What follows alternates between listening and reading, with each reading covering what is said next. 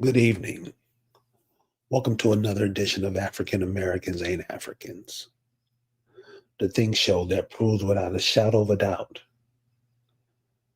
that the so called African American didn't find themselves in America in the trunk of a ship. I'm your host, the Indigenous One.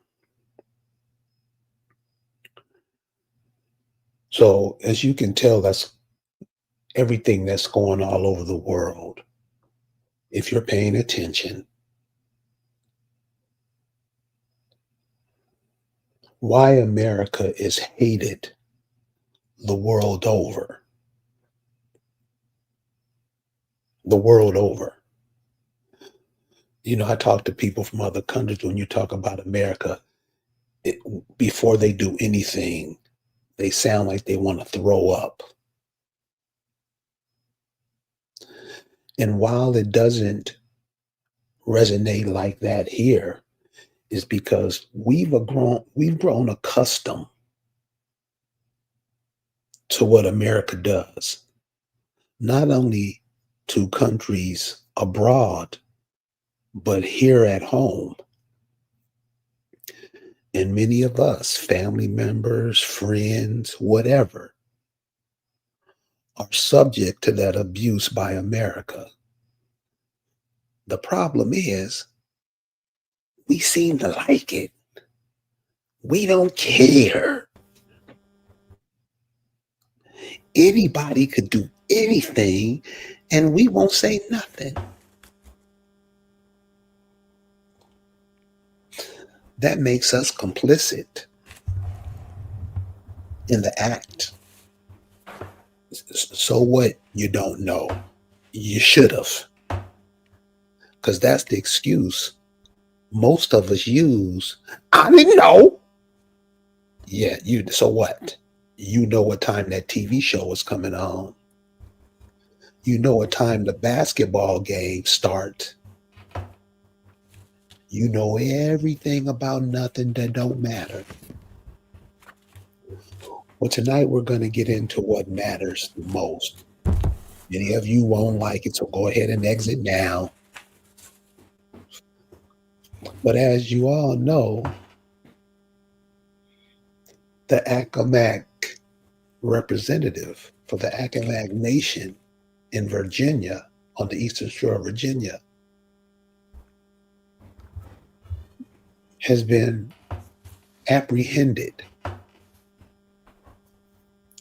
by Northampton County in Virginia. They put her in jail because she's attempting to get her land back, which every single last one of us should be doing. She's attempting to get her land back in Virginia, and she has the proof that the land is hers. This is why we advocate do your genealogy. Just because the current version of you is worthless doesn't mean that's where you come from. Do your genealogy.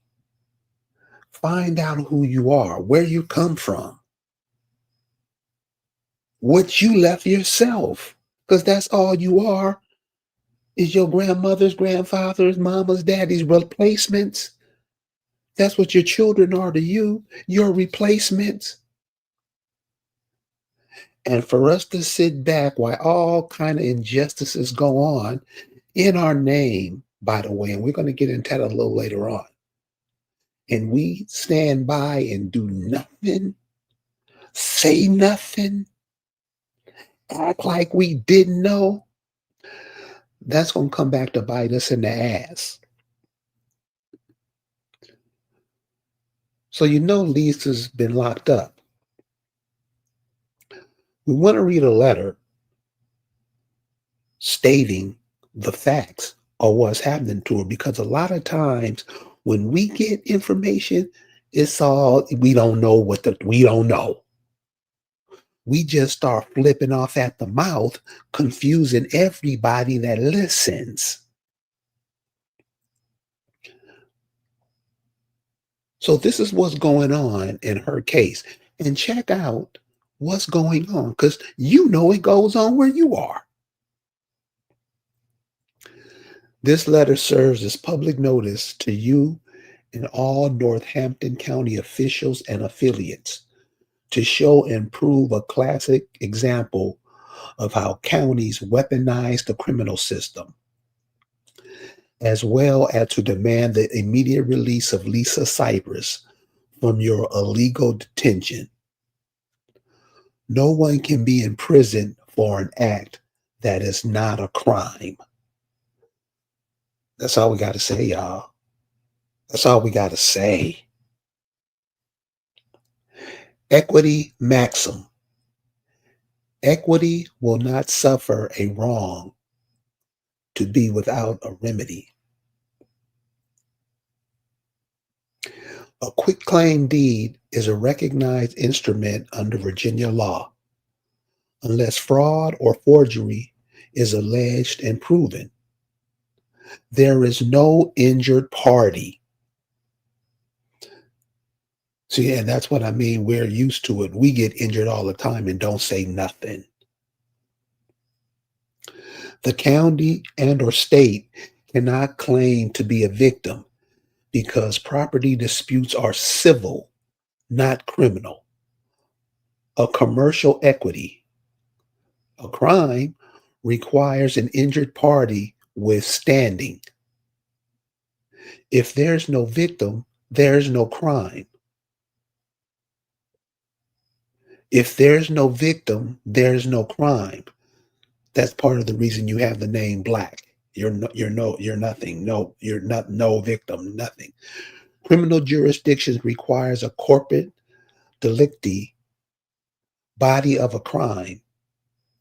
In equity, disputes over land titles fall under civil jurisdiction, contracts, trusts, conveyances. Be it known this day, you have converted a civil dispute into a criminal matter. That's judicial overreach. You are misusing criminal charges to bypass tribal sovereignty and force control over land. Lisa Cypress is acting as a trustee of the tribe. Trustees execute deeds all the time. That is their duty. Trustees cannot be criminally liable for executing their roles unless they engaged in proven fraud.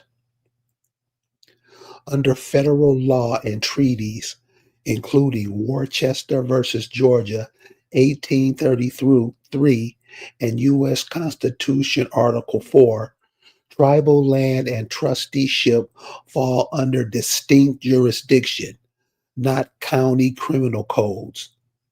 This makes it an issue of sovereignty and equity, not crime. Every deed is an instrument, a negotiable note. Filing it makes it part of the public security system. I demand the record be settled in equity, not criminal court. Equity has maxims that override statutory abuse. Equity looks to substance, not form. It was a deed, not a crime. Equity acts in personam. Trustee acted in lawful capacity. Equity absorbs a failure, abhors a failure, cannot strip land rights under false charges. These are the crimes being committed by the county that Lisa's in, and basically to every single last one of us. Where there is equal equity, the law prevails. Tribal land title predates county claim. Tribal land title predates county claim. Because the title was established before the county was even erected. We have to know things like this. Habeas corpus, add subject, whatever, requires you to prove lawful jurisdiction and lawful cause of detention.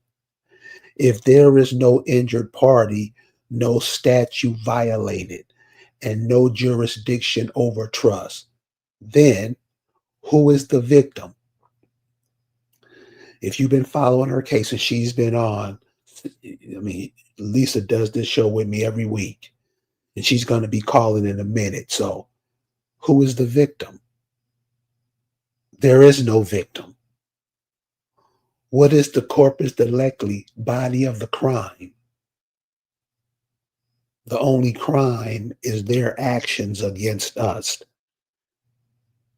If we would stop bickering and fighting amongst each other, we can make that known, you know, and we have to respect ourselves. By what authority do you override federal trust tribal law with county codes? See, these are so simple that we can answer those ourselves.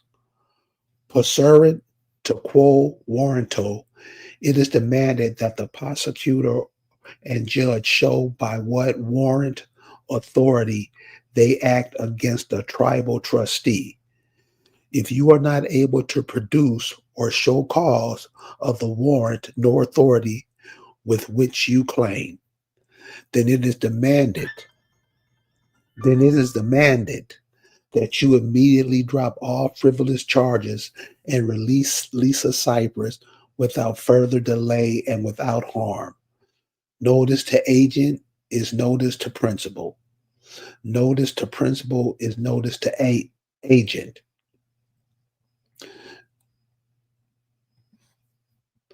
So this is what's going on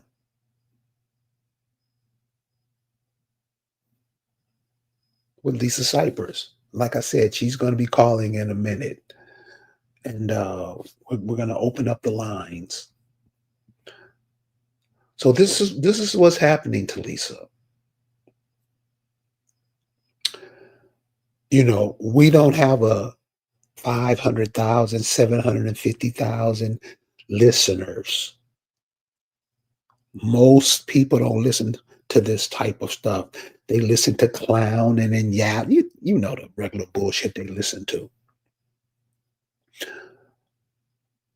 I'm imploring that you guys share this information with everybody because you do have influence. No matter what you may think, you have influence. Far and near every state you can. What's going on? What's happening with our sister? Because ultimately, you're all going to run into this. Everybody. Because the momentum is building and people are seeing and people are understanding that this is their land. There's nobody on this planet like the Americans. Nobody. Everybody are so impressed by you, they come over and try to emulate you. You have foreign people come over here sound more like your mama than you do. Why? Because they practice you. They practice on being you. Why is that? Why does everybody want to be you?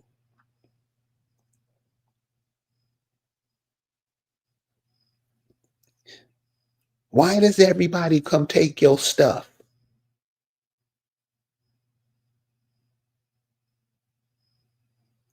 Why does everybody use you as a medical experiment? This is what you have to ask when you talk about we are. This is what happens to you. And the problem is, and listen, you have thousands of platforms out there, and maybe one or two, three at the max are saying something. Everybody's talking about nothing. So while we're waiting to Lisa to call, and if you guys have questions, you want to ask, she's going to call and she's going to let you know what's going on. If you have questions, you can come on and you can ask those questions. I put the link to the chat in the box. There it goes. But while we're waiting for her to call, because while we're waiting for her to call, we want to ask, is one of the problems that we have, because other people like to talk about what other people do and what other people, we can't open our mouth until we let the hand know what our position is in it. Because we like to be used and then act like we did somebody did something else when it's us setting the whole thing up. So tonight, the topic of conversation, and please step in and join in if you have something intelligent to say. If you don't have nothing intelligent or thought provoking or something to get people to think to say, don't say anything. Please learn first all you can.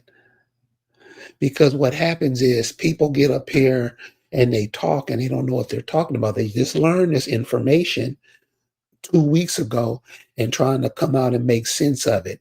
It doesn't work like that. So we're going to discuss now, do you have animal DNA? It's a heavy conversation. We have Brother Ronnie McLean, a New Thunder, bringing some information that we all take it seriously, because this is what's happening. A New Thunder, what's happening, brother? Hey, what's going on, man? Great grand rising to everyone. Great grand rising. Man, listen, I love hearing you speak and you put things so comedic, but it makes sense when you laugh about it because you can see it. What do you mean by do we have animal DNA? Can you explain that? Well, it's important for us to understand. First, when we talk about what's going on with Lisa and all and our quote unquote leadership like that, it's different from the '60s, different from the '70s, different from the '80s, different from the '90s. It started changing in the 2000s, all the way to now, because what's happening now is that we are not operating underneath a veil of false information and fantasy. And, when we talk about do you have animal DNA, we're talking about a few different things, because our leadership back then was so corrupted. A lot of them were so corrupted that now that we look back, we can see exactly how that corruption was focused on keeping us away from our true selves. And we had some people out there who were actually, they were spilling the beans on a lot of stuff, but everybody who basically spilled the beans, you see what happened to them, right? They got what you called, I don't even want to say it, but what happened to the new, what I call the new niggas on the block, the YT people who are now starting to see their leaders being slaughtered and killed every time somebody comes up. This is how they operate. And they took their they took their low dimensional vibration, put it into our people, put it into our foods, put it into our systems, and then we became as vibration as they have been. And being in the system, a lot of the people who don't originally originate from here, who look like us, try to get us to vibrate the same way as well. So when you take a look at somebody like Lisa, and I need to harp on that because she has a soul. So 70 to 80 people that you come in contact with today don't have souls. And that's significant, because when you begin to start looking at these people who don't have souls, and some of them are NPCs, non-player characters who are put there, who have a void or have been made into NPCs. We're going to get into that fairly quickly. Their main purpose is to make sure that you don't vibrate. They're resistors to make sure that you don't vibrate and remember who you are, where you're from. They're a purposely put in there cutoff switch to make sure that that happens. So that's the reason why we can start with this. If you look at the palm of your hand, we have original being hands, and you'll have it. You'll have your palm of your hand. It doesn't go straight across, right? So a lot of people's, our people, don't have lines in their hands that go straight across, right? We have kind of a half moon, and we have like these little cut lines in our hands. A lot of the people who have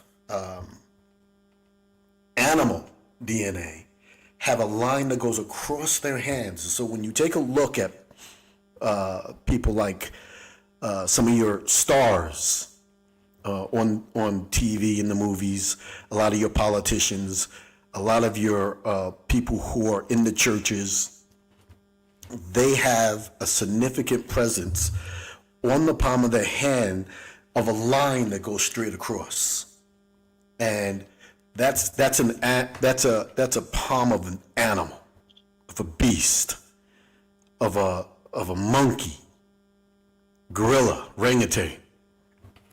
And these are one of the ways that you can almost immediately find out whether or not if you're actually dealing with somebody who has animal DNA. And this is a significance in that, because when you're dealing with certain vibrational characters, they're unable to help you move forward with anything. They're only there to create disruption. So when you take a look at that, that's the reason why you have to say, okay, what group do I belong in? A lot of people get into this tribal stuff, right? You always hear me say, I don't believe in tribal. We weren't tribal.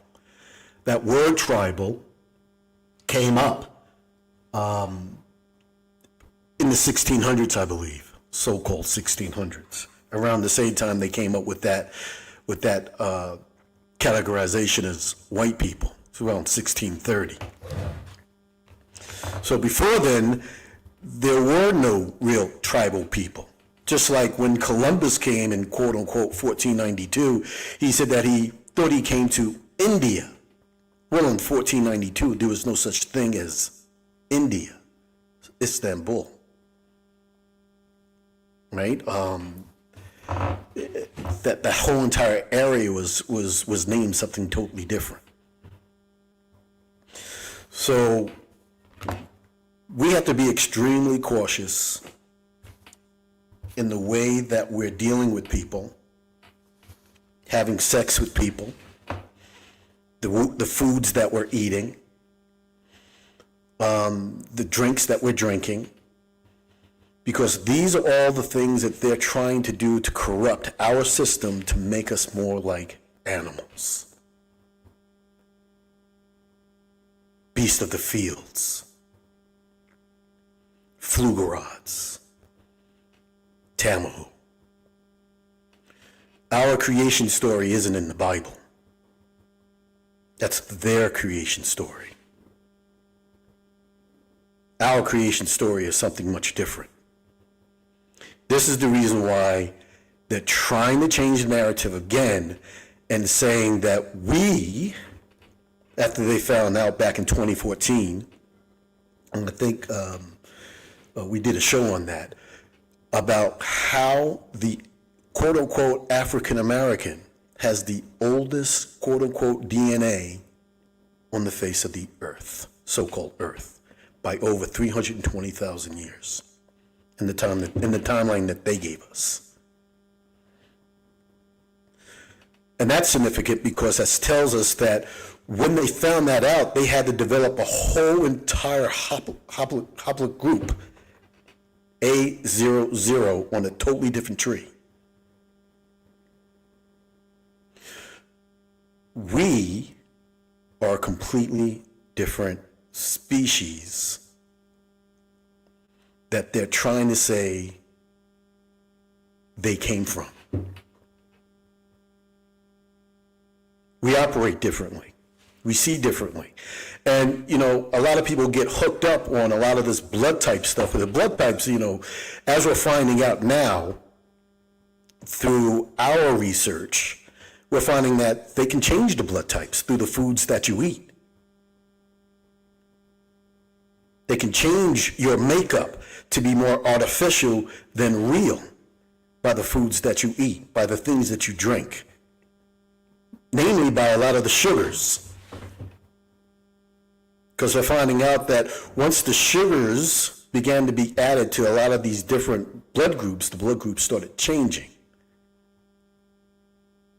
And this is the reason why we have to be careful in going back to a diet of our natural resources. One of the reasons why I brought up and doing co-creation communities, because for a time like now, starting in 2020, you need to be able to depend on your own soil. On your own soil.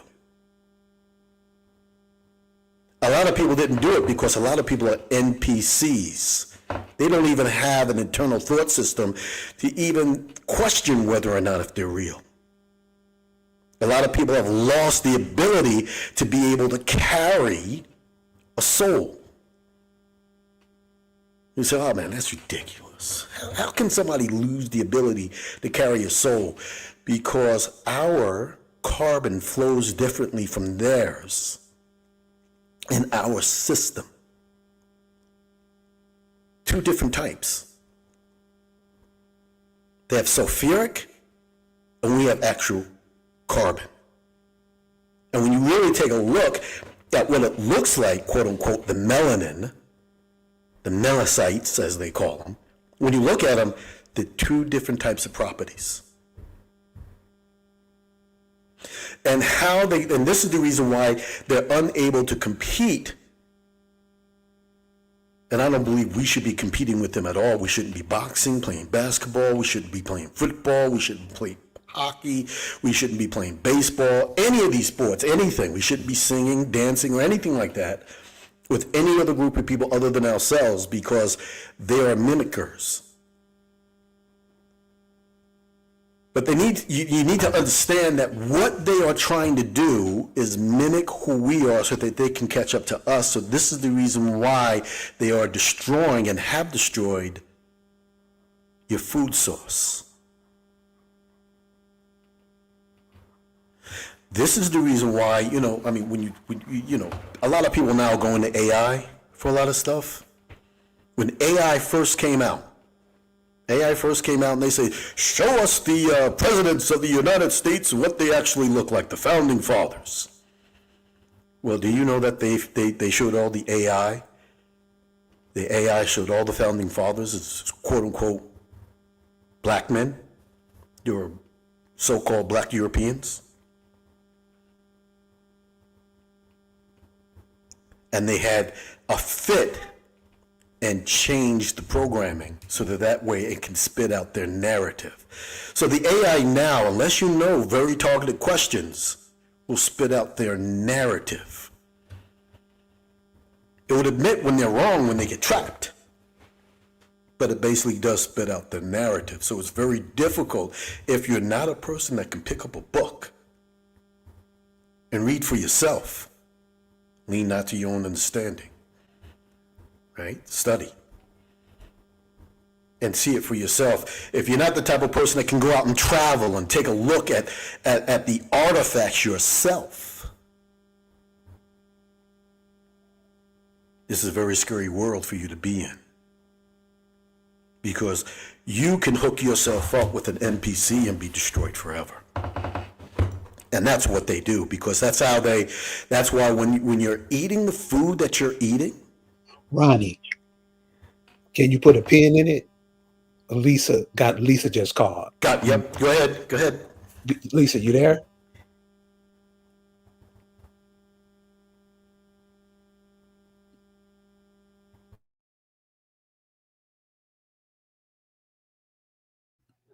Hey man, so this is like the third time she called.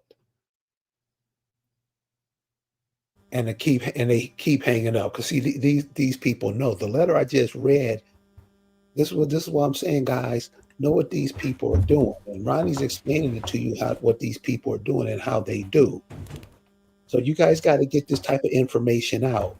And to be honest, we really gonna have to hook up in a way that we used to hook up, because the majority of people, black people, whatever, are on their side.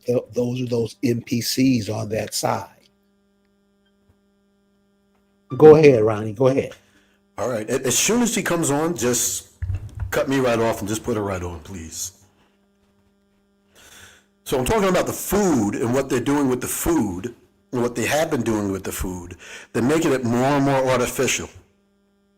And they're making it so that you can only get it from one place and one place only, and that's their grocery stores, supermarkets. And like I tell the white tea population, they don't give a darn about them as well. In fact, the white tea populations are the new niggas on the block.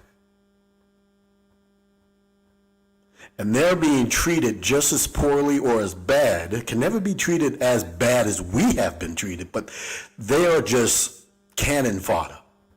They will kill them by the hundreds of millions if they have to. They don't care just to get to us.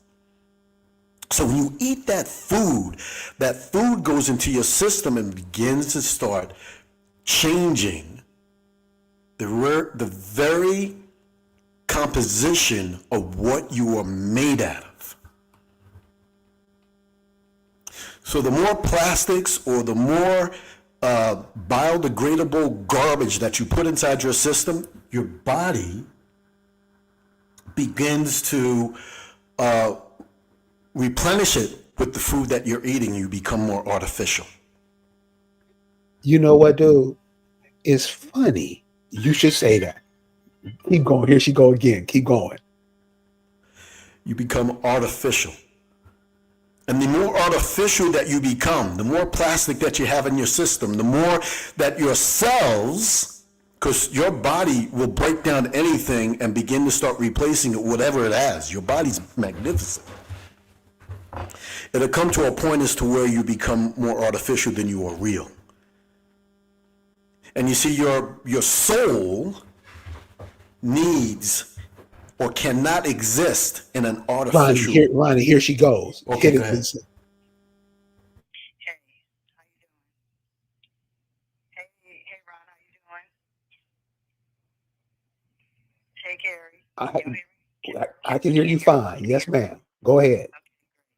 I just wanted to, add to the fact that, there's a lot of.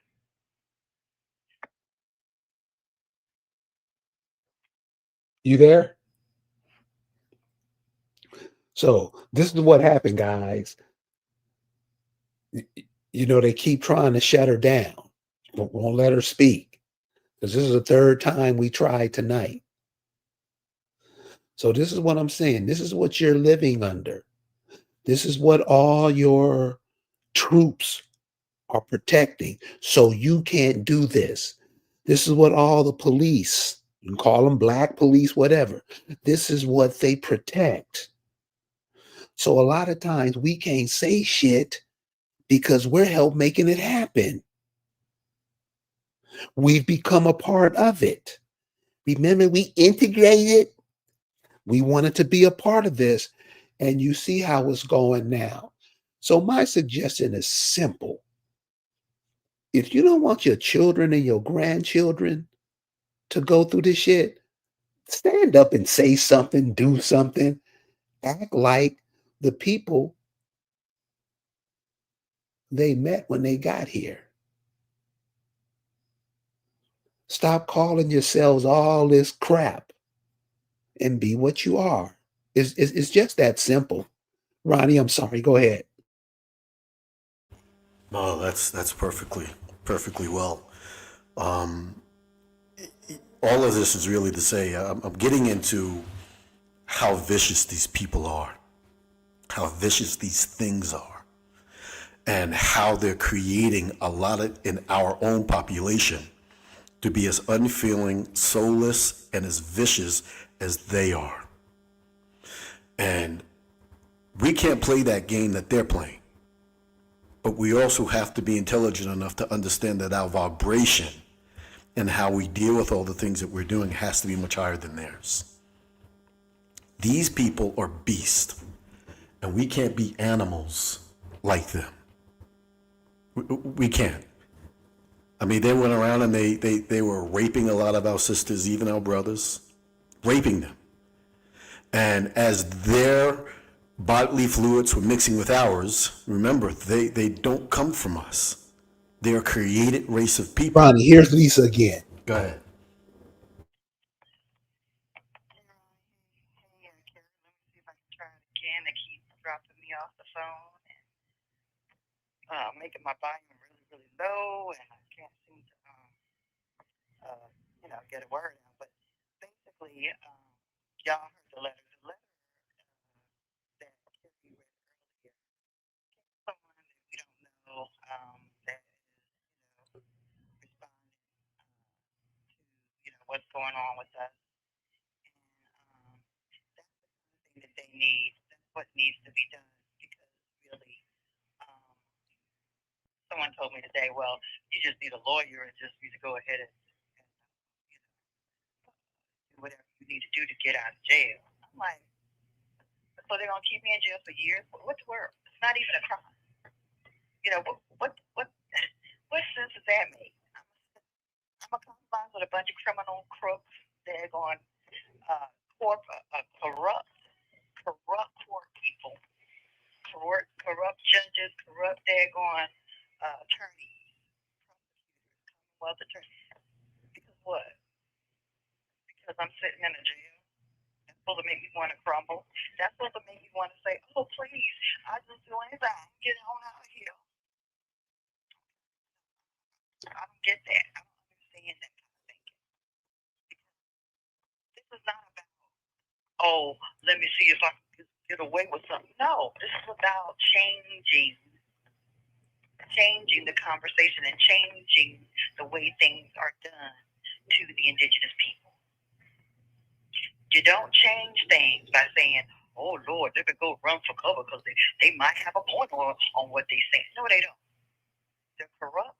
They've been stealing for daggone centuries, and they're trying to keep me down from collecting on what they owe us.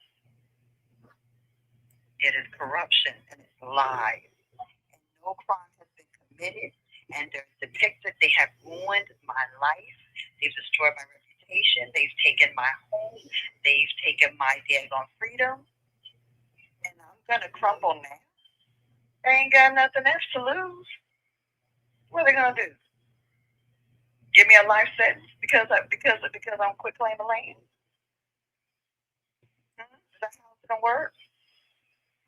I don't understand how at this point in time that anybody's advice would be, oh, well, you just better get on out of jail quick. Get on out of jail for what? Because the point of this was not.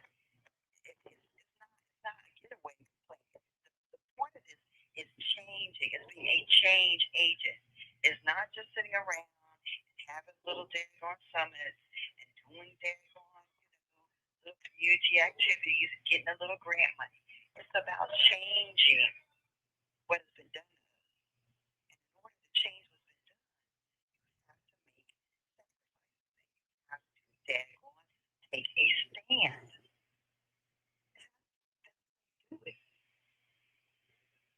So for anyone who thinks, oh, you just better hush your mouth. You better hush your mouth. I don't know those people. I don't understand that. I don't understand that way of thinking. Because if everybody does that, that's why we're in this condition that we are now. Because they got too many damn people that's willing to crumble and take a going handout and shut the hell up. Give me a grant money. Shut the hell up. They offered me grant money years ago.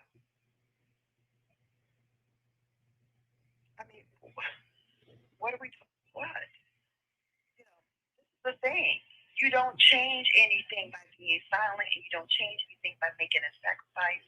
You don't change anything by not putting yourself out there. You do not. And you can't show anybody that you're serious if you're not serious. You can't say what you mean and mean what you say if you don't say what you mean and mean what you say. You gotta be about it. You gotta be like Big Mama. You gotta be like, hell no, and get that switch and say, no, you're not doing this. I'm not taking this. But I think a lot of people are being paid off. A lot of people are compromised. A lot of people are just happy with their little grant money and trying to, oh, I'm indigenous. Okay, and what's that going to do for your grandchildren? How's that going to change their world? We're going to still be daggone mold into daggone these jails. We're still going to get kicked around. We still ain't going to have our resources back. Other people plundering our resources, destroying our planet. You cannot do anything without taking a stand. We have to take a stand. This is a stand, and I'm taking this not about no daggone, let me just get something for nothing. No, this is a indigenous stand. This is a real nation doing the real thing. Fighting for what has been taken. It is not about personal gain.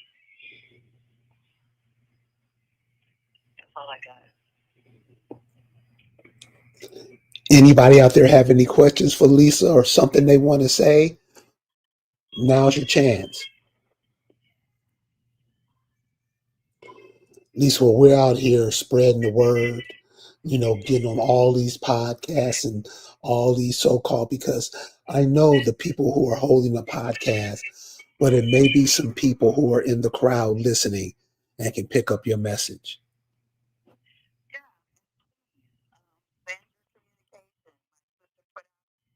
Change.org. Could you please share that if you can with your listeners? Change.org petition. I know people are really fucked up, and I know a lot of fucked up people ain't gonna do shit. Okay, I'm not expecting y'all to necessarily do shit, but perhaps there will be somebody that is, like this brother, motivated to do something. Because the real thing is not, what you gonna do as far as you have a no. This is all fraud. This is all fraud upon what they're doing. This is all malicious prosecution under the color of law. That's what it is. So it's not about taking the right paid lawyer. No, it's about the fact that they need to be shamed into the fuck shit that they're doing. If they don't think that anybody gives a fuck, that's why they're doing what they do to me. I need people to show that they care about this issue. I need to show that I'm not the only one who wants our land back.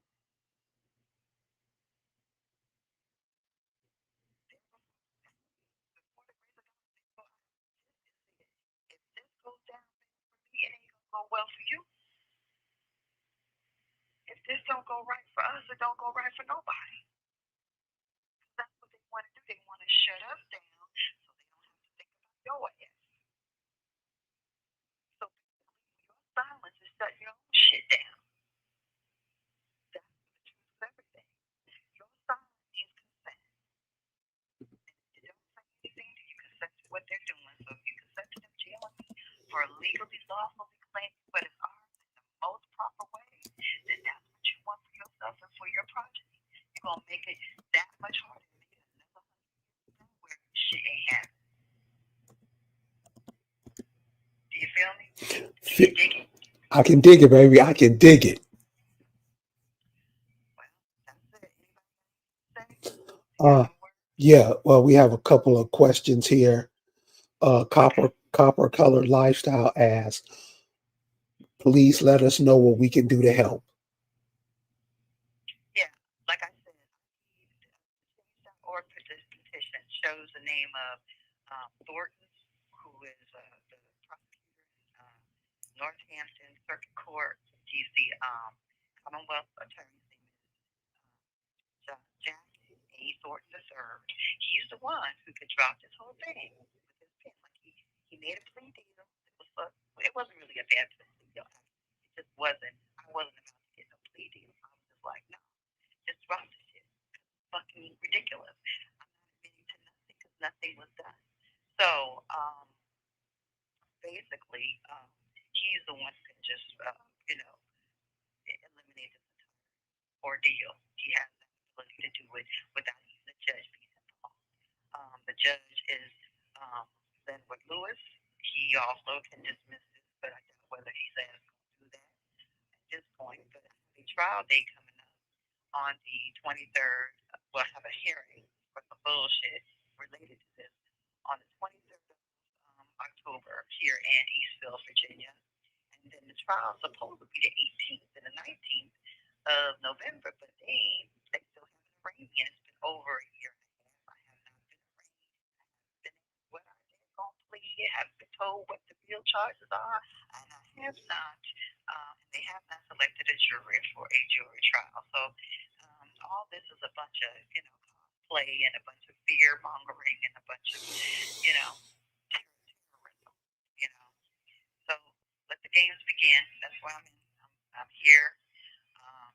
Got me walking around and this jail, and shackled in my wrist and all over, and shackled on my legs and handcuffed to my wrist. As I walk into court like I murdered somebody, like that's the way it's going. So, if you can't do anything, make a phone call, write an email. You can contact my sister Penny on Facebook if you want details. Look for her change.org thing. And also, like I said, make phone calls. Send a letter. Just like that gentleman wrote a letter.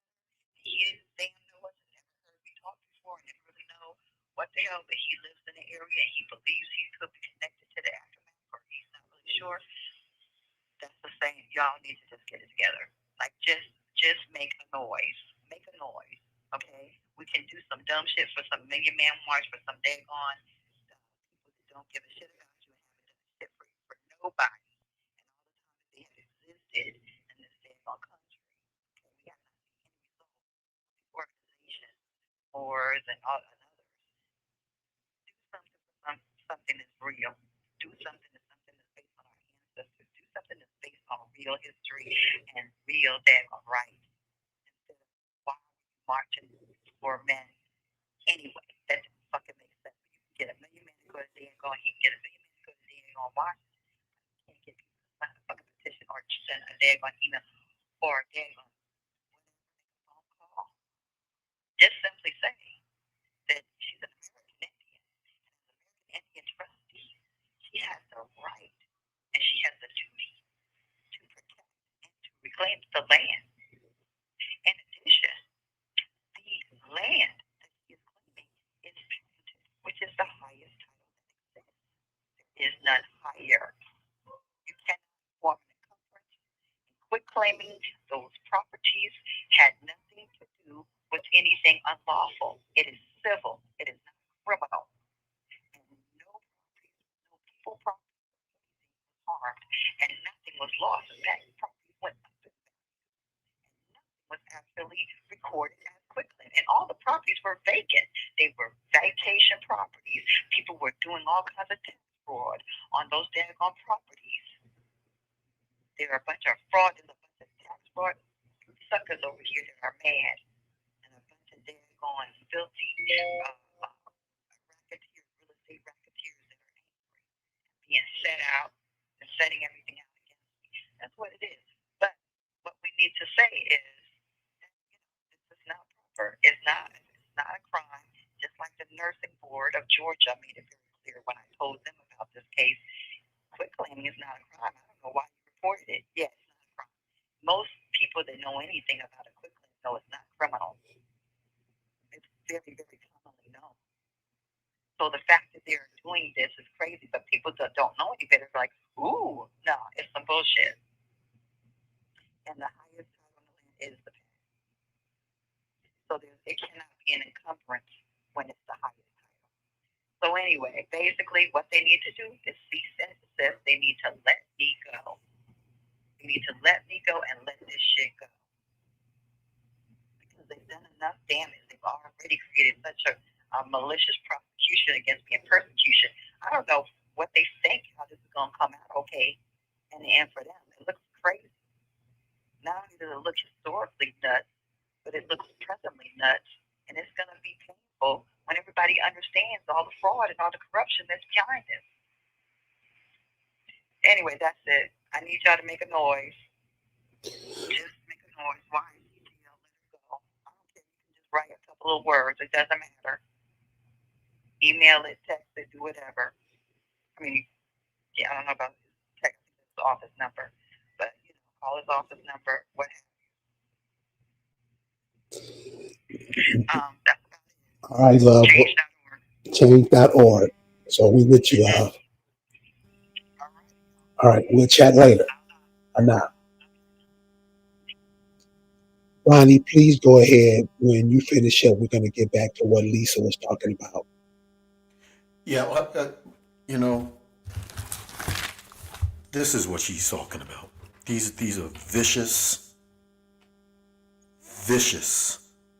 animals, beasts of the fields, beings that were placed here to try to genocide us off our property, off our lands, and to use us as food. And what's happening to her right now? What's happening to her right now is essentially happening to each and every single one of us as we sit, stand, move, drive, and doing whatever we're doing.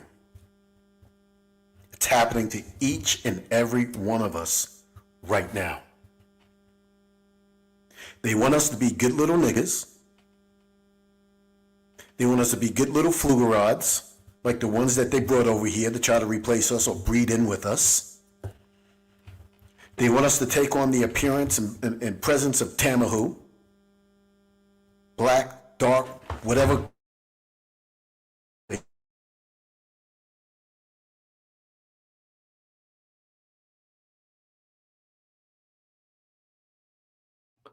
You there, Ronnie?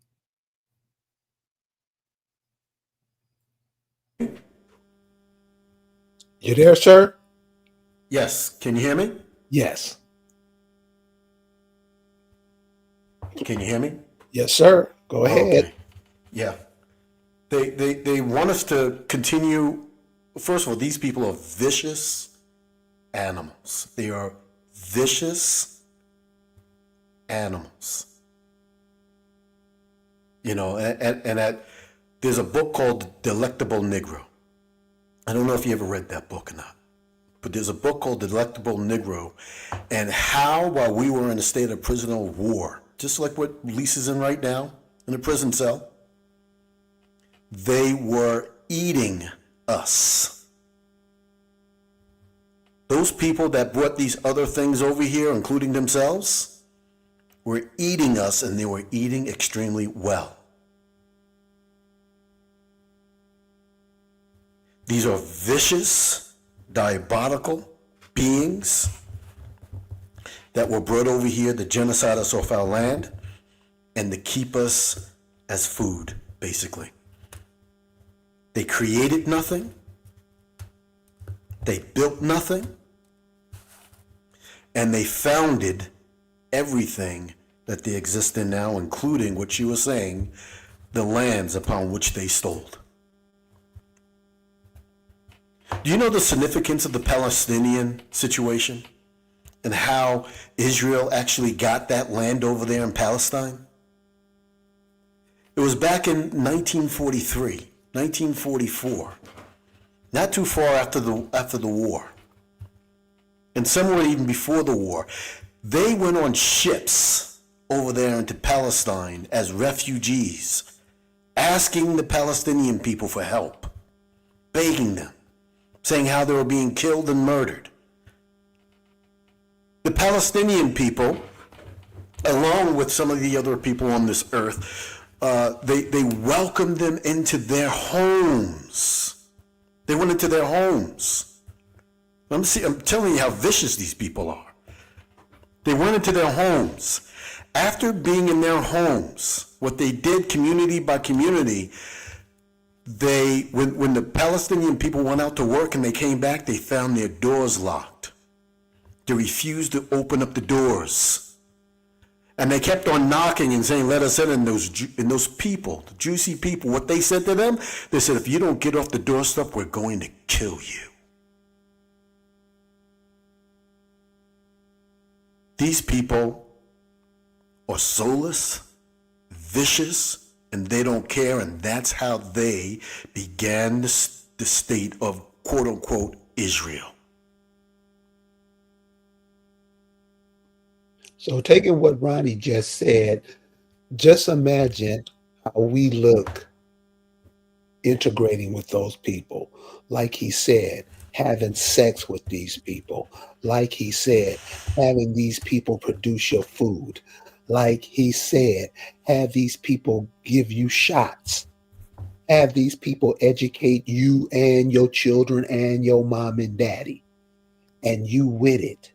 Have you sitting in front of a tube watching sports all day and you don't say a word. You with it 100%. What do you think happens to those people?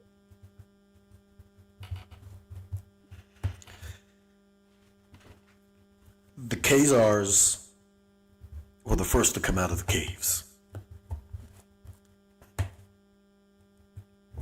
They were one of the first to be taught how to walk on two legs. There's a lot of stories about this. They are created beings. They are not the original Tamahu, but they are the last created beings that were created during a time of what they call, they were trying to breed out a lot of the disagreeable factions within inside of themselves. Other scientists were trying to create a race of people just like this so that they can attack the original people of the earth. Jealousy. Anu, we have a question. Bad State wants to know, are you saying they're legitimate animals? If so, how? Do you think they're GMO spliced with us, Cabbage Patch Kids, or what? Yeah, so these people are, you gotta remember, okay, so the story of the Bible is basically their story, not ours, right? When they said that they were created in an image, like they're gods, you gotta remember, we are not gods, we are eternal beings that were sent here to be able to correct the system that was created, not through malicious intent, but by basically a mistake. Somebody taking more liberally than what they're supposed to. So we were sent here basically for correction purposes. Don't want to get too much into that. It's a whole nother 3-4 shows. But they were created to be workers on this earth. And the first ones that were created were not what you would call whitey. They were not bleach type people. They were very dark skinned, and Thoth called them the black-headed ones. And the black-headed ones were referred to, actually, the Sumerians referred to themselves as the black-headed ones as well. And so those were the original, what you would call Kemites, or the people that were created first. After that, all these other races were basically created from them, including the dark-skinned fluoroids, and also the what you now call the bleached or blanched or the real black people, that most likely did not come from Europe, from my research anyway. They have Rh negative blood, right? And they were faction after spliced with a lot of different types of animal genes. So the African American, basically, as you now know, has the oldest genome on the face of the earth, and we don't have virtually any, if at all, Neanderthal or Davidian type genes within inside of us. They tried to change that after they found out how old we are, and they had to create a whole new polygenetic tree with the AOO quote-unquote genotype. But these aren't races. These are created beings on the face of the earth, and they were created from animals. That's what they were created from. This is the reason why, if people can remember, and I bring this all the time, that they used to need blood testing before we were completely integrated. And this is fairly recent. All the way up until the 90s, they used to have a blood test when people got married to see whether or not if they were compatible blood-wise. And that's the reason why we have to have an understanding of who and what we are, and why in certain scriptures it say that you weren't supposed to mix at some particular time. You weren't supposed to mix with certain races. Even the Whitey race wasn't supposed to mix with certain Whitey races. It's just like the canine population. Dogs, the created dogs, cannot have infusions from wolves. Well, they're both canine, they're both this, that, yeah, but they can't have, because the dog would die. They're incompatible that way. They might be able to procreate because they're close enough, but the blood is different. So it's dangerous. And that's how it was with us, all the way up until the 90s. God only knows what they're doing now. So, excuse me, Ronnie. So is that why we're seeing all these childhood diseases and all this crap going on? Yeah, because a lot of it now, again, what they had, remember, up until I believe it was the 60s, going into the 90s, they were not able to get into our DNA structure. They couldn't get into our cells, because the type of melanin that we have, the type of carbon that we have, it encapsulates every single cell in our body. I mean, when they look at you as a superhuman being. That's how they look at you, because they don't have any of this stuff, right? Our stuff is the original, real stuff, and they can't get to it. So how they split the cells, they use ultraviolet light to be able to split the cells, and what our cells did was absorb the light and become stronger. They couldn't get in there. So they had to find a way of tricking the body to allow their stuff to get into our cells in order for them to begin to start changing us from the inside. And everything always says you change from the inside, not from the outside. And so that's what they did with the AIDS virus. When they developed the AIDS virus, what they found out is that the AIDS virus was the first thing that they found that were able to get into our cells. And so that they were going to use particles of the AIDS virus to be able to infuse our system with whatever vaccine to be able to change our genome. And that's why they came up with the nanite particles, in order for those fat cells to cover that AIDS little virus thing with their RNA in there, to trick our bodies to make it seem like it was friendly. A lot of tricking going on. And, again, you have a lot of what you would call our people, black people, and that's why I said that there's got to be a definite separation now, because they are not, if you're black at this date and calling yourself black at this date or African American at this date, you might as well just call yourself an outright flugerod, Duro, Tamu, whatever you want to call you, but you're an artificial being that have absolutely no use in our society because you are a playmaker for them. Plant wherever you are. NPC. An NPC. And that's exactly, and they're making them, right? Because the more you lose the capability of being an actual carbon type being, the more you lose your ability to be able to hold what's more important than anything in this universe, which is your soul. And they need that energy. They need to suck that energy out of you. So when you take a look at what they're doing over there to Lisa, they're doing it to every single one of us. They don't want us to wake up. They don't want us to wake up.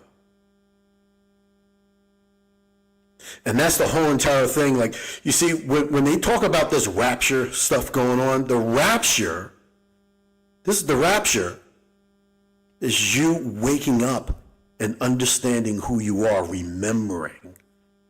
That's the rapture, remembering who you are. Remember, we are eternal beings. We're eternal beings. And what they found is that we are eternal beings in a capsule. The type of capsule that they don't exist in. We're different. Hence that Super Bowl, when they were saying at the Super Bowl, they're not like us. They are not like us. They're trying to become more like us because they're sucking more of the real melanin out of ourselves and trying to put it into themselves. They give them a chance for life. All their races of people are dying out. You don't believe me? Look at the statistics. They're dying out. All of them.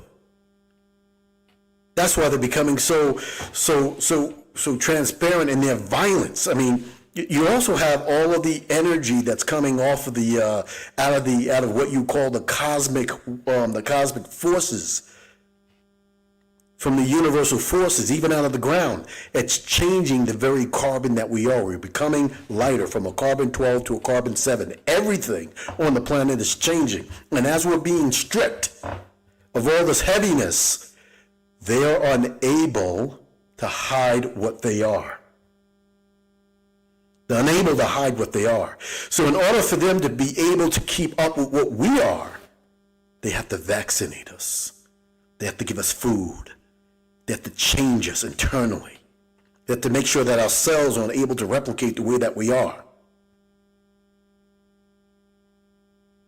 Kerry, you did a show with the Heredolax and how they found out that our souls are immortal. They don't die. They have to stop all of that stuff. And what these nanolipid particles, what they're doing is creating a whole new type of cellular system within inside of themselves to mimic our melanin. Right? So now you're finding that they're able to play basketball, football. You know, they're trying to equal us. For the first time in boxing history, you had a white guy that looked like, I don't even know how this guy became champion. But he was champion for about, 5 or 6 years? Beating up all the black people, so-called black people.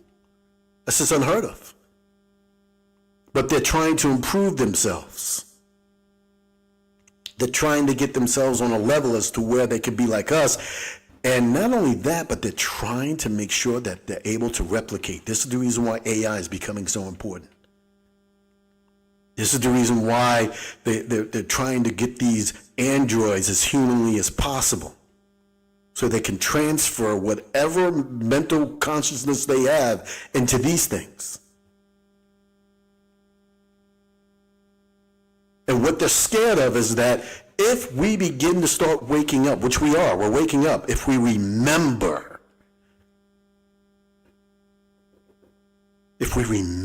who we are, they're finished.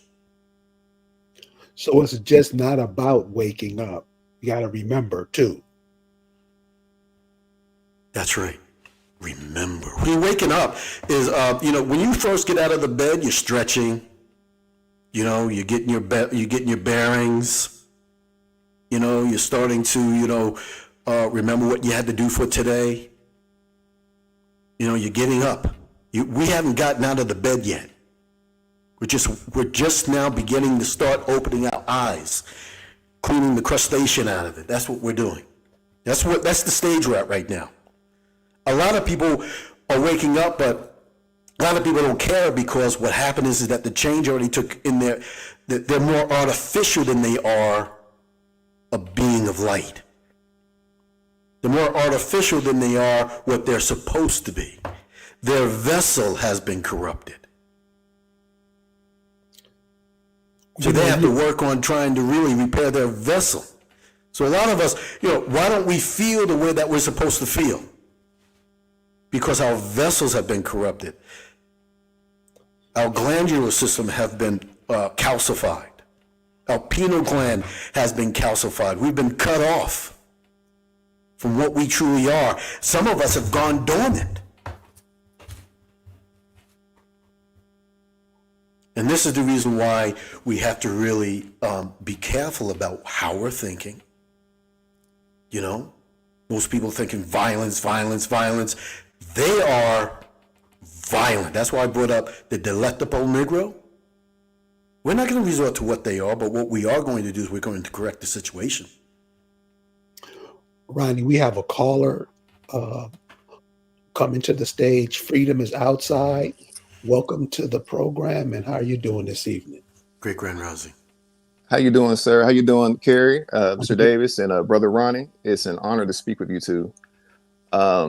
So I've been listening to this whole broadcast, and I just wanted to add something. So a lot of the topics that Ronnie is talking about, in my early 20s, I read a lot of books that touched on a lot of these topics. But I wanted to kind of to pose a question. So some of the things I've been looking at just throughout time since then, so like the animal DNA thing, from what I've been looking at, I believe that they help perpetuate these mythos, like the cave thing and all this. They helped push these ideas into certain speakers of our demographic to spread, because they would actually rather you think they evolved from animals than that they mutated from the dark-skinned people of the Eastern Hemisphere. They're actually sick. That's why they're pale. When they're vaccinating you, they're not so much bringing themselves up to you, they're making you sick with them. That's what's actually going on. Whenever, kind of like you mentioned about the food, it's not so much that people are becoming artificial, but you can get disconnected from your soul connection.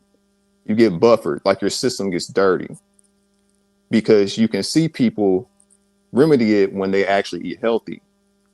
And a lot of it, especially in our demographic, most people in the first world countries, it's not even so much that all the food is poison. It's that most people eat junk food and they think they're eating healthy, but they're eating junk food. They're not eating like they physiologically understand the kind of body they have. And so I think that's more so what's going on. I think they enjoy when we make them mythical, when we make them non-human like this, because it gives them an excuse to be sadistic. Even when you mention, the cannibalism, So what they've done to us in the Americas, at the same time we were going through Jim Crow, they were doing it in Australia and in Oceania. They did it in Europe. That's how they took over Europe. They want you to look at this cave area that they're talking about, this vague caves of the Caucasus Mountain that they always push.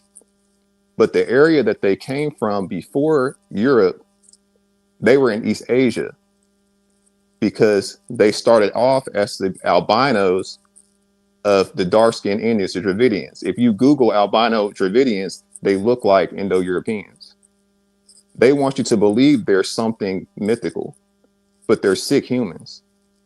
And because they're sick humans, at one point before all this technology, because humans are tropical species, humans, all the most, I'll put it like this, all the most resource-rich continents, the Americas, Australia, parts of Asia, all these areas are throughout the tropics and subtropics. That's where humans thrive.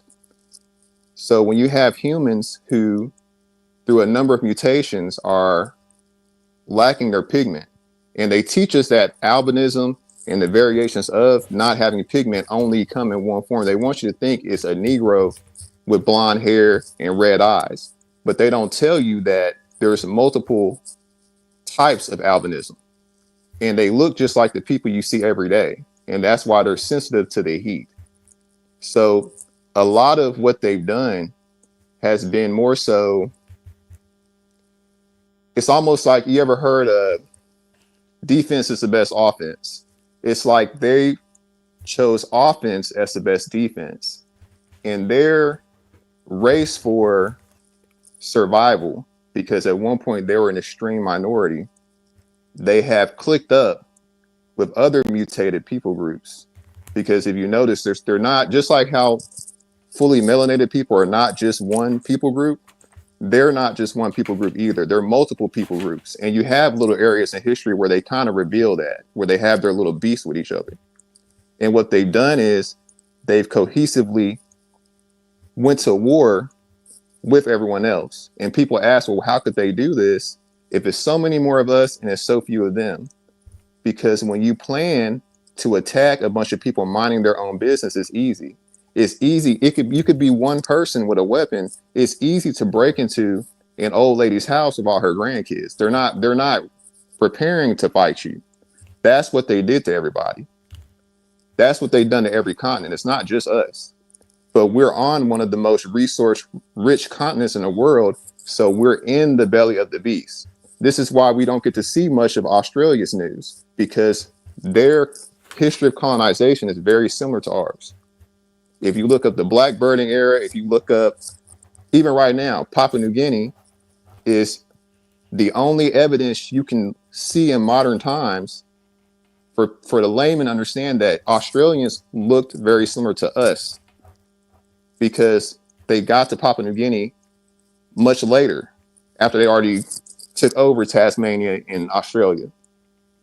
So what you're seeing is a very systematic thing, but they want you to think they're doing it because they're animalistic or because they're non-human or something like that. They want us to take the ball off of them and in a sense, mythicize them. And that's kind of what happens with these. This is not to be contrarian at all, because what you're saying, these talking points still work in how you have to operate in the world. But I just kind of want to touch on these things because if you dig in the right places, they help promote these things. Malachi Z. York was a guy, he used to say a lot of these same things. But a lot of people don't know that they didn't shut Malachi Z. York down until he started putting a lot of that stuff away and saying, hey, I found out that we were here in America and we were also in Europe. That's the last stuff he was talking about before they shut him down, because they don't really care if we're talking about clones, human artificials, UFOs, conspiracy theories. They care about us figuring out that it's a situation where it was a world of fully melanated people, and the people who we see as the poster child of everywhere today have actually done a really good job in hiding that. And by doing that, you know, the vaccines, you know, this or that, the crime here or there, locking this person up, these extreme crimes where you see people that look like us all of a sudden doing all these extreme things to our families. This is how they war. This is how you war when you're outnumbered. You war covertly. That's what's going on. And so this is not at all to be contrarian to what you're saying. I just wanted to add this because I didn't realize what was going on with Lisa until today. It's been a while since I've got on here. But this is, like she mentioned, this is how they war. They have to stamp out the conversation. They don't even want us talking in an intelligent way. They want us to be looking at Young Thug all day. That's what's going on. It's a very specific type of way to war that is the modern. These are what goes along with modern day colonialism. It has to happen like this because they have to mitigate a population bigger than them in every continent. And eventually, the goal is to where your continent looks like Asia. So where, like right now, you go to Tennessee, Alabama, California, not even California, Alabama, Mississippi, you see what the population looks like. That's what Samoa used to look like before they dumped a lot of people over there that didn't look like the indigenous there. That's what you see what Dominican Republic used to look like, how the people of Alabama look, the people of Mobile, Alabama. Now they look like how they look because that's the process. It's a long game. And so, you know, I just kind of want to add that in and, you know, just wanted to say again, it's an honor to listen to you guys. Well, your Okay, comments are thanks for much hanging out with us, appreciated. man. Ronnie, what do you think about what he was saying? I think there's a lot of truth to what he's saying. The reason why I'm taking the tack that I'm taking is because, again, we don't have the full story, and they're trying to prevent us from having the full story. But when you read the letters of Champollion, who went over there to so-called Egypt, over there at Abydos, and he wrote these letters to his brother, Champollion the Elder. He detailed and explained exactly what he's seen on more than one of the cartouches, walls, and tombs. And there it did explain very detailed on the creation of what they call the Tamu. And that was what he said related to what we now call the white European. They were calling them Libyans at the time, or I think he referred to them as somebody referred to them as Libyans. I don't remember him referring to them as Libyans, but from what he's seen, that the so-called bleached out race was the last race to be created. And then from what we get from Kemet and from the writings in Kemet, they said that the worst thing that we could have done was create another race of people. So when you begin to start looking at these things, you begin to start understanding, or you do understand that there wasn't a mutation. There was a creation that was done, and a lot of these things were created, and maybe from the creations that they created, there were some mutations that went along. But these people were not of the original beings that were here long before that they were here. And that's the point, because everywhere, including in Abydos, right? All those things that you see over there in Abydos was placed where they are. They weren't original places. They were placed there, and what they did, they flooded over 1,000 places, 1,000 sites, flooded it, so that you couldn't get down in there and see exactly what was going on. And a lot of those things went deep into the earth. So when you start saying cavemen, I'm not talking about this, on top of a mountain and they're living in a little cave. I'm talking about them being deep inside the earth, very deep inside the earth. Some of these people, and so when they're hiding, and they're only found out back in 1845, 1850, who they really were, and this is when a lot of this stuff started really changing in terms of their own history. The They have a conference, what they call a Menacite conference or something like that, every 4 years, and a lot of our people have never really been involved in it. And Dr. Layla Africa used to explain this all the time. And I did find a video that I posted about 5 or 6 years ago about two of the people who were discussing melanin and how it's different in their race of people than it is in our race of people, and how there is absolutely no reason for light-skinned people to even exist.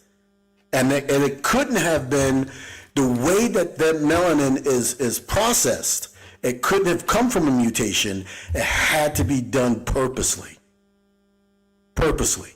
And this is coming out of the people who go to their conferences, who are geneticists, who are studying this to try to find out exactly why we are the way that we are and how special that we are with the carbon that we have in our skin.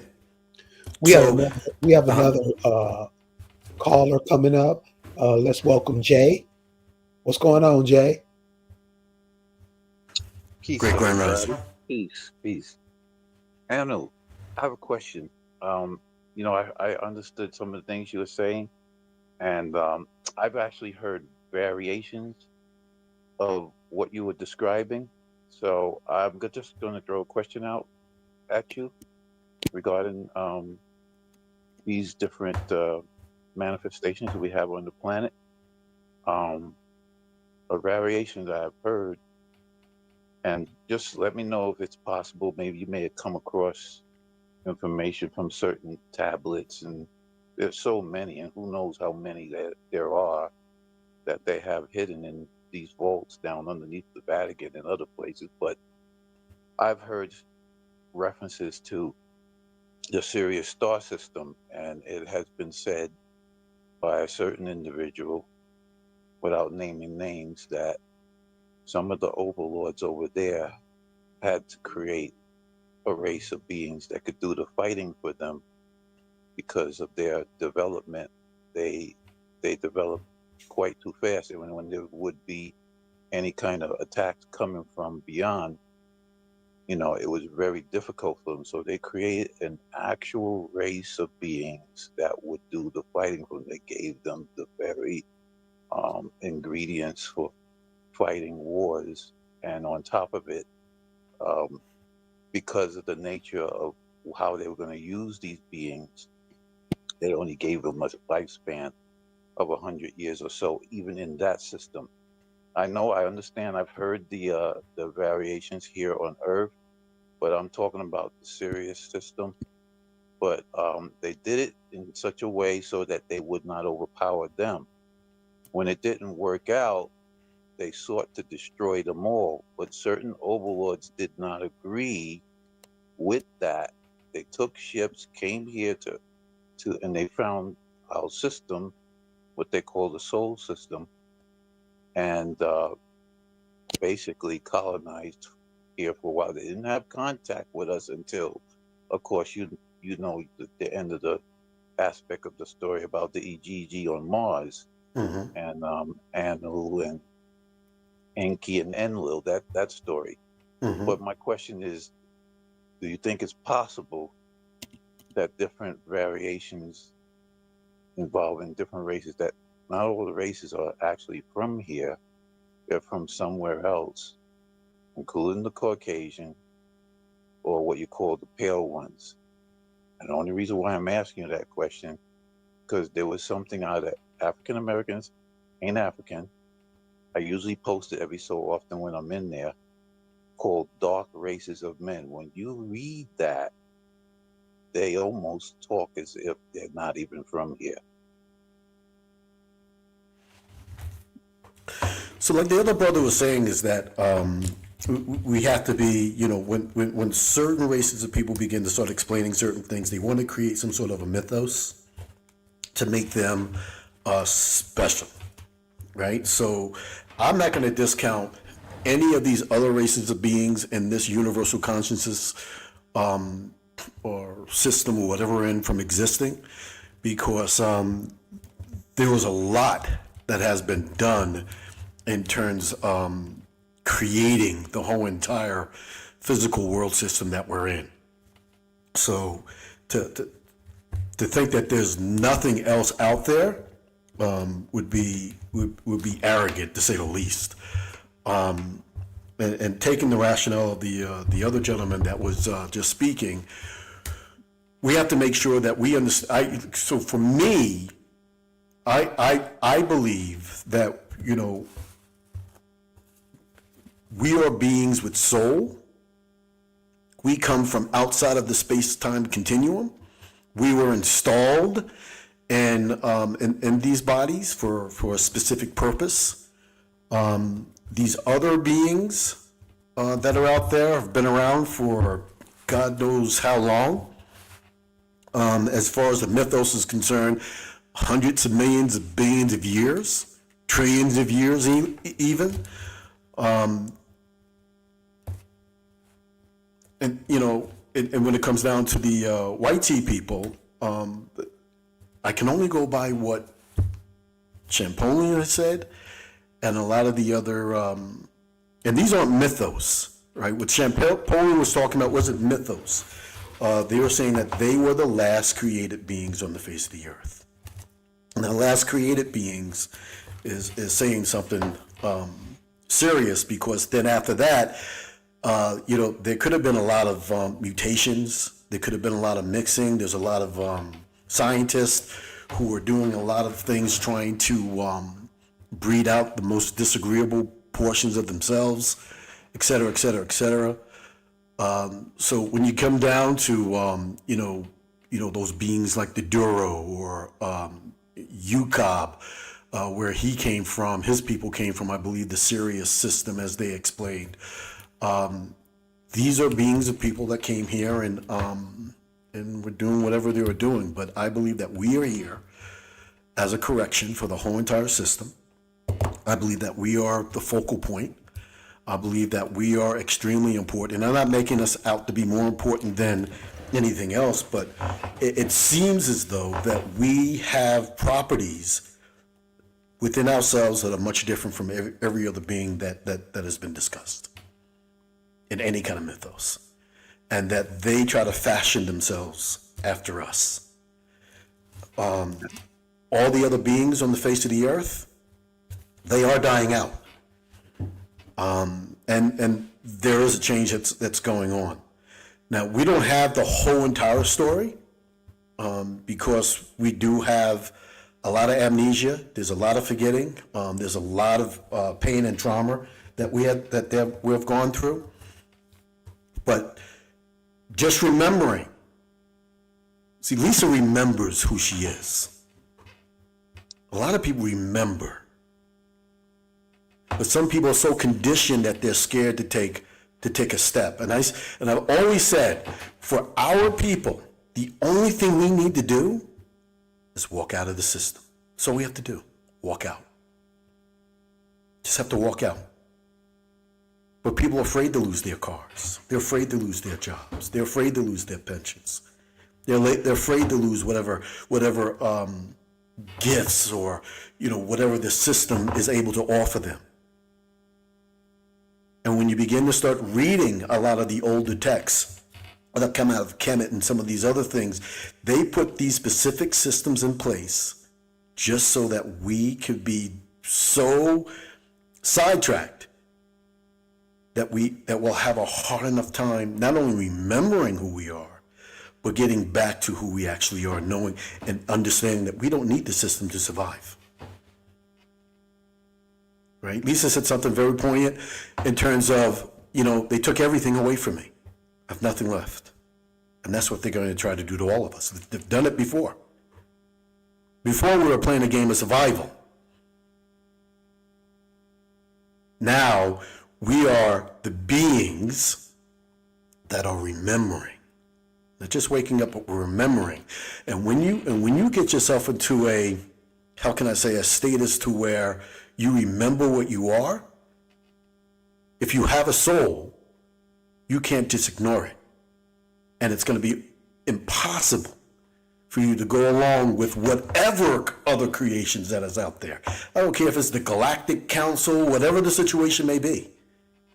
I don't believe any of these beings have anything on us once we wake up. I believe that we are the Metatrons of this whole entire universal consciousness. And you gotta remember, in all these books, they say, what do they say? They say that, you're gonna be fighting, they're gonna be fighting to stay out of hell, fighting to go to heaven, fighting for this new Jerusalem and all this other type stuff. But they say that all of this stuff will pass away. It's all gonna go. So what are they really fighting for? Because once we are done remembering, we're going to ascend in everything that they put in place. This whole entire matrix system that they have is going to fall apart. Yeah, I hear you on that. As you're talking, it struck me, how they go to great efforts to try to get us to literally lose our minds with the increase in Alzheimer's and dementia, all the stuff they're putting in the food, the underarm deodorant. One of the ingredients that has definitely been already found in rainwater is aluminum with the spray in the upper atmosphere. That's an example of that. But let me turn your attention over to something. You ever heard of trauma-based programming? Yeah, go ahead. I'm listening. Yeah, I read a piece about that. That's a recipe to create a monster right there. That kind of programming that people actually are subjected to. Not sure, in terms of the numbers, but they account for about a third of the world's population that actually have received that type of programming. So sometimes you might be dealing with an individual, regardless of what they look like, that has received that kind of program. Absolutely. And that programming, some of it, the gentleman before, he talked about being human. You really have to look up what that means legally. Take a look in Black's Law Dictionary, and you'll find out exactly where they tell you to go to look up human. What it means to be human. And in the Black's Law Dictionary, it tells you it's a beast. Look up beast. When they tell you to reference a human. So a lot of this mental stuff, comes from the being that they are. This is just what they are. They're good mimickers. They can hide what they are. So when somebody's a psychopath, they have no feelings for anyone else. They don't know what it means to be mournful. They get confused by that. And what they have to do is look at somebody else's trauma and see the response to that trauma, and then they try to mimic that to make it seem real for themselves. But they don't feel anything inside. This is just what they are. This goes beyond mutation. It goes to a point as to where they don't have inside of them what you have inside of you. They don't think the same way.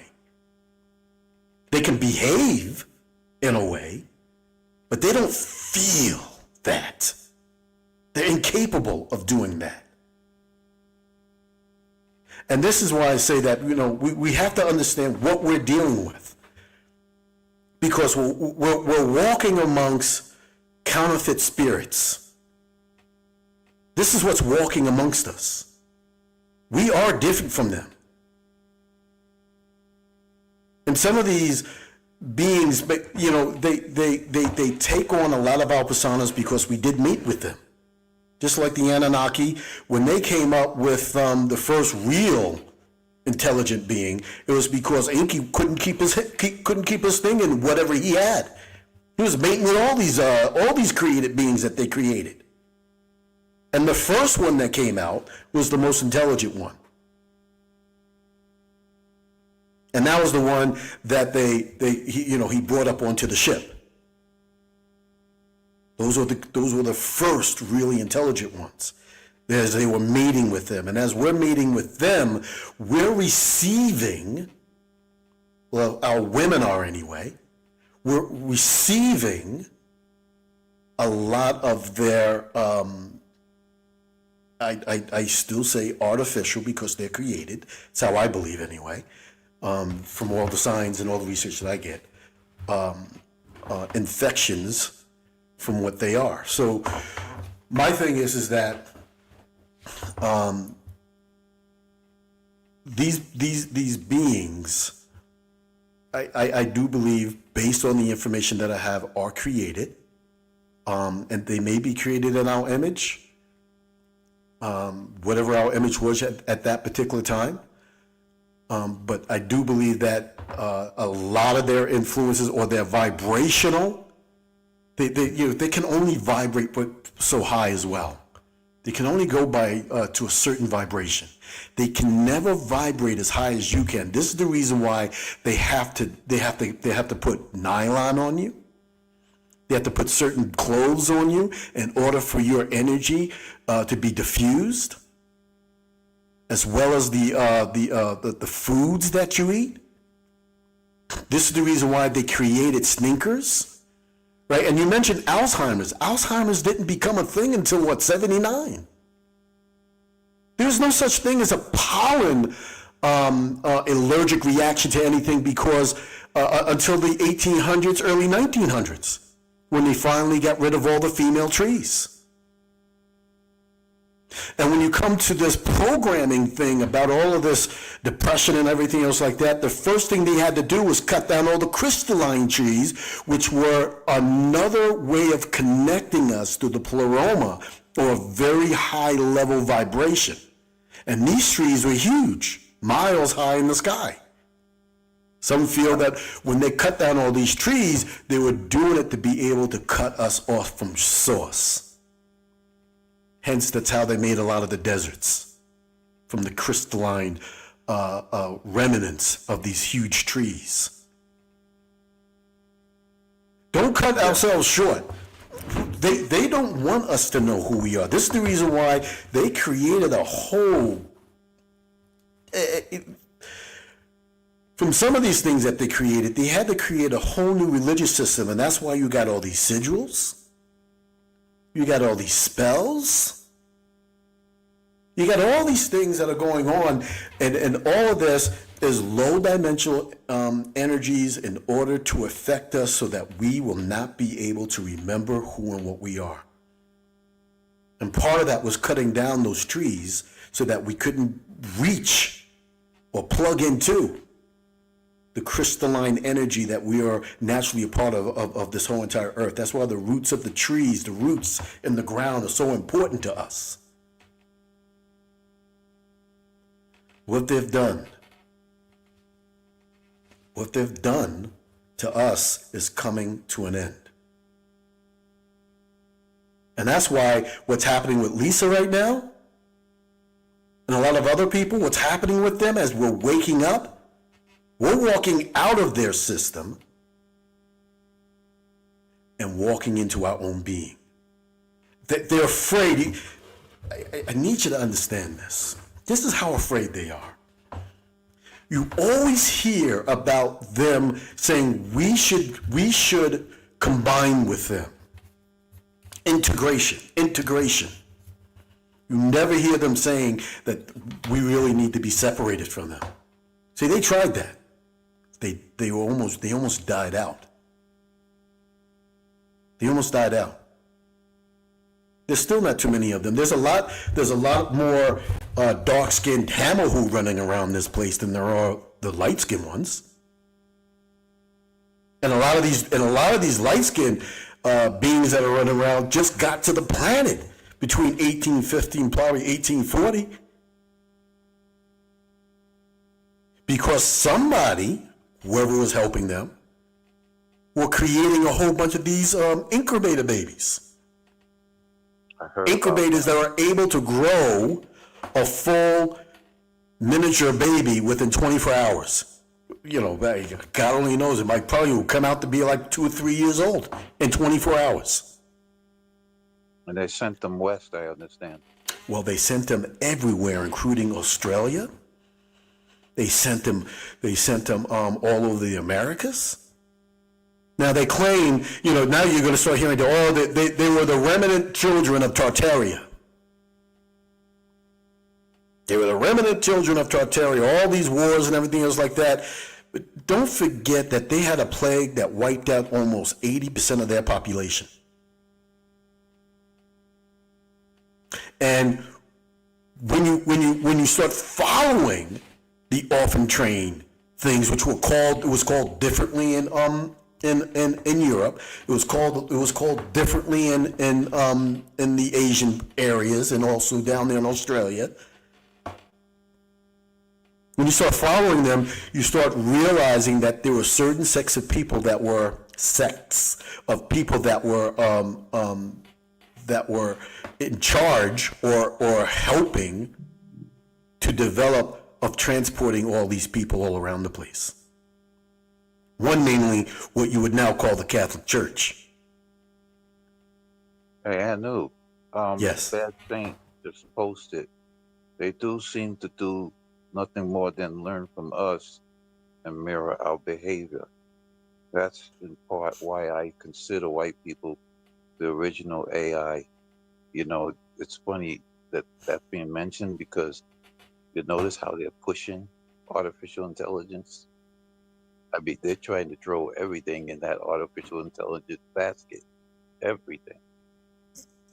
Yes, so we're getting just to really touch on that really quick. I believe that AI has been around for a very long time, and I believe that most of the history that we're reading is AI.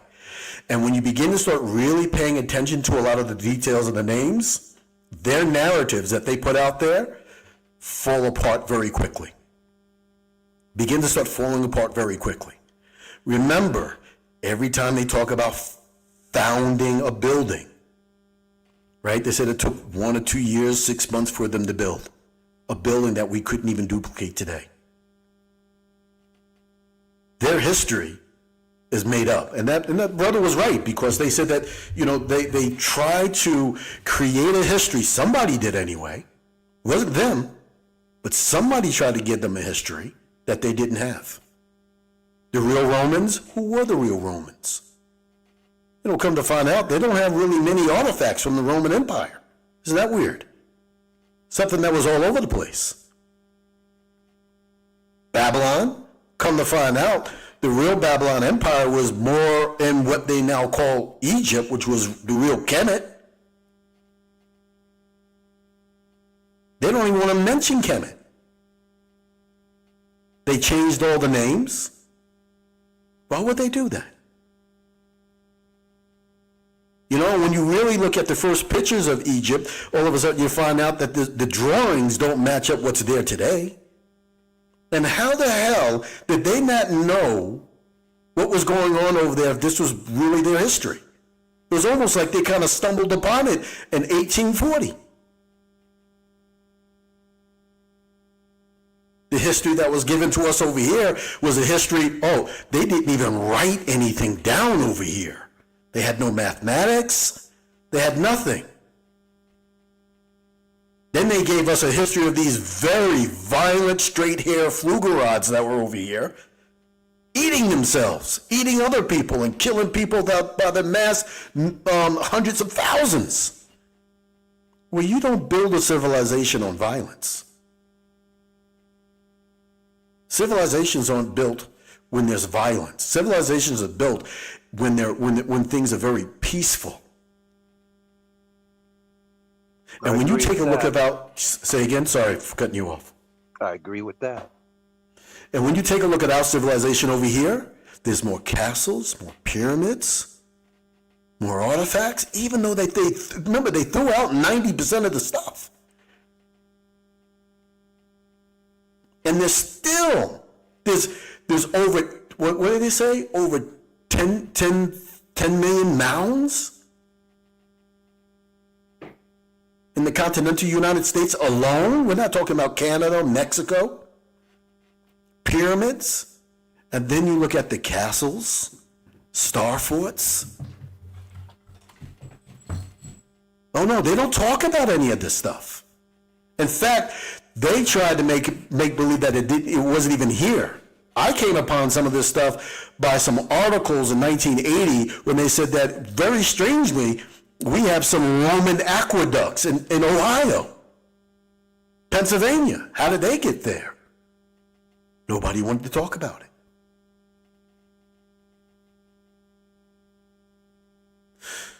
So when you look at what's going on with our people, a lot of what you call our people aren't our people. And we can understand that because they vibrate in a different direction. They're very chaotic, problems all the time, and they bring problems. And they want to do every excuse to keep you in the system. You know, true Aboriginal people here, they didn't know anything about land ownership. We were the curators of the land. Right. Now all of a sudden we got all these Aboriginals talking about land ownership. My property, that was never a part of who we are. We're talking about tribes. I agree. We're civilization people. And when we remember, as we're waking up and we really truly remember, we'll understand that all we have to do is have thoughts and just walk out, and their system will crumble. I told people 30 years ago, you want an economic system? Start planting fruit trees. Start planting female trees anywhere. Just plant them. And within 10 to 15 years, you won't even have to go to Walmart to go get a peach, to go get apples. You know, I've been saying it for years, this system of commerce, it really doesn't make any sense. Unless you're an alien from another world, it makes no sense. You got things on this planet that the planet provides for free. I mean, look, 2/3 of this planet is covered with water. How is it they give you a mindset that you got to pay for water? Make that make sense. It makes sense in their system, because in their system, everything needs to be controlled, polluted, destroyed, so then that way that they can control the people of creation. What does that mean? You are a creator. They can't create anything. They haven't created anything new. They haven't invented anything new. Mimic, repurposed, backward engineered, and they usually do our people for that. But they haven't created anything. We created everything, and all the things that were, you got to think about it. All the inventions came when? In the 1800s, 1900s. All these inventions. They didn't build anything. They didn't create anything. They don't even know how to repair the buildings that our forefathers have created before they came. Which then gives you a totally different understanding of what certain mining processes were. Well, they're mining. Remember they came up with this concrete, this natural concrete that all of a sudden ran out back in, I think it was in 1890 or something like that. There's no more natural concrete available. Well, they were mining the bases of our buildings. You're mining things that they can't even replicate today. Still there? Yeah, I'm still here. Can you hear me? Yeah, I had asked the question, what were they referring to when they were saying something like that? Are they referring to stone? They were, well, when they said they had natural concrete, You know, they were trying to say that there was this stuff that they can mine right out of the ground and make concrete out of it. Well, actually, what I feel that they were doing, they were mining our buildings. They were mining our technology. That's what they were using. They didn't know how to do it. One of the Glad you things I brought want that to up. add is when you were talking about, the food, and this is very important. Well, I find this very important. I had a couple of listeners tell me that the food that they're eating is making their body real mucusy. It's like they're eating like tape or glue or something. What does that mean? Or what does that allude to? Well, now you have to remember, I'll give you an example before I get into that. An egg coming out of a chicken can sit on the counter for about 3 months. No refrigeration or anything like that needed because it has a bloom over it that protects it. So now all of a sudden you have industry coming up with some sort of a shellac that they're putting over all the fruits and vegetables. And this shellac is supposed to be able to help, how can I say, preserve the fruits and vegetables. Well, this is artificial stuff that's going into your system that will begin to start putting that preservative or whatever they're doing inside your system. Remember, your body uses whatever you put into it to help rebuild itself. And it's either going to rebuild or break it down. And the example that I use is that if you have a car and the car can eat and you start feeding the car Twinkies and it can repair itself, what's it going to do for your brake system? It's going to use your Twinkies to build its brakes. Next thing you know, if you feed it that long enough, all your brake systems become soft and Twinkie-like. And when you try to use it, it won't work anymore. So Alzheimer's, same thing, right? They put all this artificial stuff that they knew, especially the sweeteners, they knew back in the 1890s through the 1930s, 40s. They did all the testing on all of these artificial sweetener stuff. They knew what it would do to the people. And they started putting that stuff in the 70s. Diet, everything diet, had this artificial stuff in there. And what did it do? Well, first, it changed every single one of our beautiful women. It made them gain at least 100 pounds. All of a sudden, obesity was a problem, where it never was before. And if people don't believe me, just look up 70s and 60s and 50s. Look at so-called we would have to call them black or African Americans on Google.